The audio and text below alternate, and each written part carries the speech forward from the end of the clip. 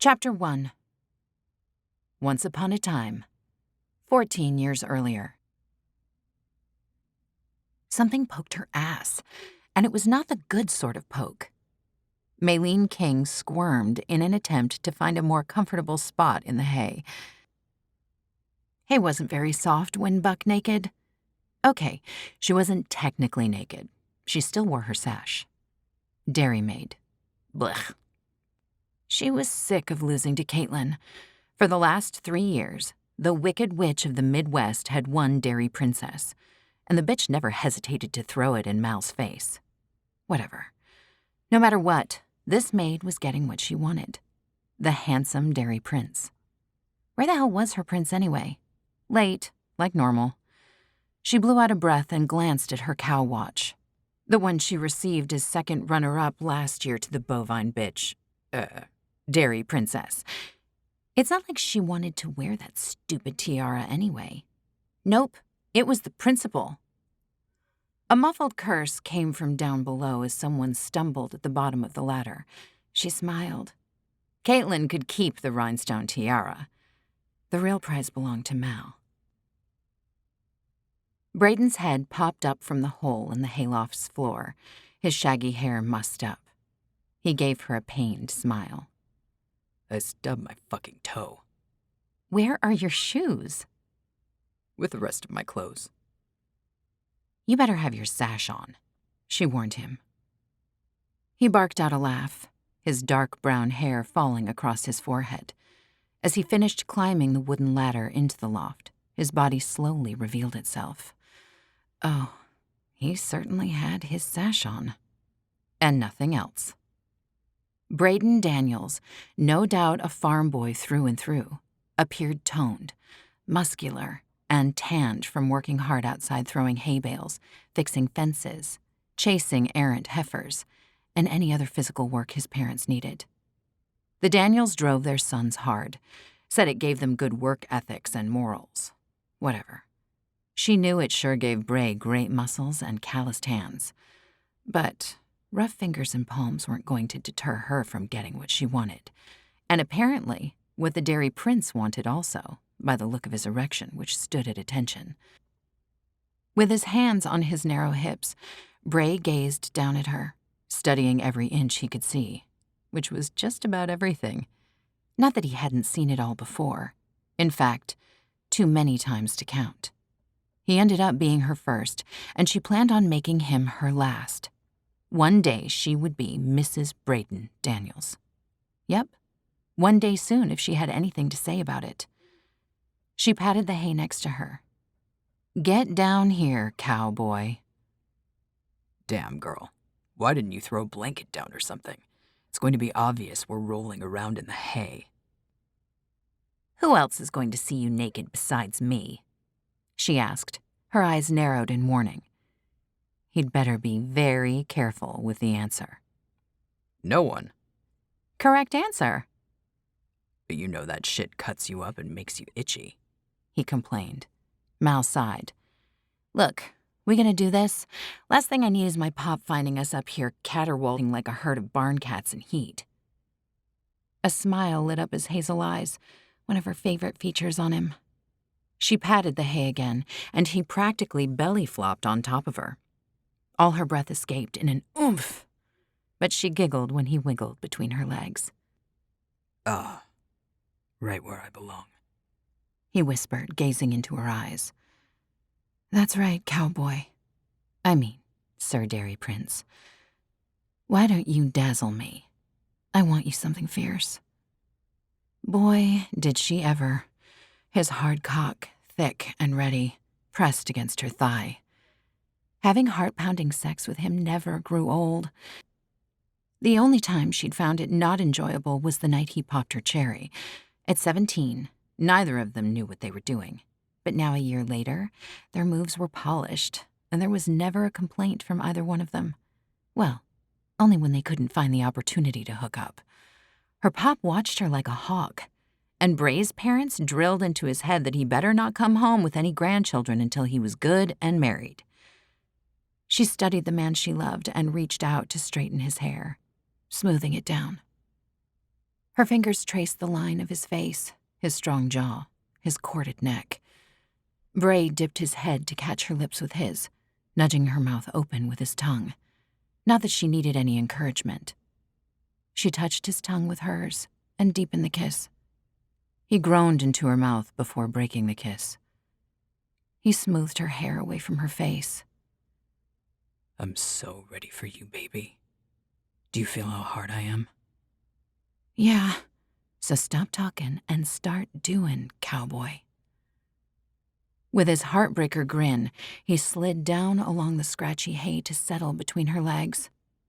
He nudged her thighs up, and she settled her feet on his shoulders as he dove in to dazzle.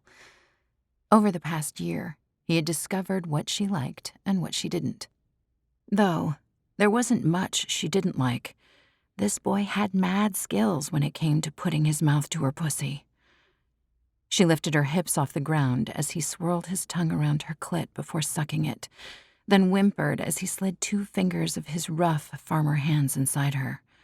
One thing about being young and full of raging hormones, it didn't take much for her to get off, and it helped that Bray knew how to push her buttons. As he brushed his tongue along her clit and thrust his fingers in and out, she fisted his hair to hold him in place, though she doubted he planned on going anywhere just yet. Within moments, she bowed her neck and opened her mouth, releasing a scream that could have woken the dead. Her inner walls clenched, rippled and rocked and rolled around his fingers. When the world finally came back into focus, she looked down her body at him. He lifted his head slightly and wore a wide, shiny smile. I think I enjoy that as much as you. Mal doubted it. Judging by the boneless state of her body, she was sure she enjoyed it more. She reached out her hand. Come here, cowboy. He crawled up her body like a prowling mountain lion. Any moment he was going to let out a loud roar. She giggled at the image. What's so funny, princess? She only shook her head and then released a deep sigh when he once again settled between her legs, his erection pressing against her. They had a thing. Every time he'd enter her for the first time, they would declare their love for each other. Sappy? Yep. But they both considered sex a serious thing, and even at 18, they wanted to show their devotion to each other. As he pushed forward, they looked each other in the eyes and whispered their I love yous. Bray dove so deep she wanted to scream. He filled her up, made her his. When she wrapped her legs around his thighs, she grabbed his ass in an attempt to bring him closer.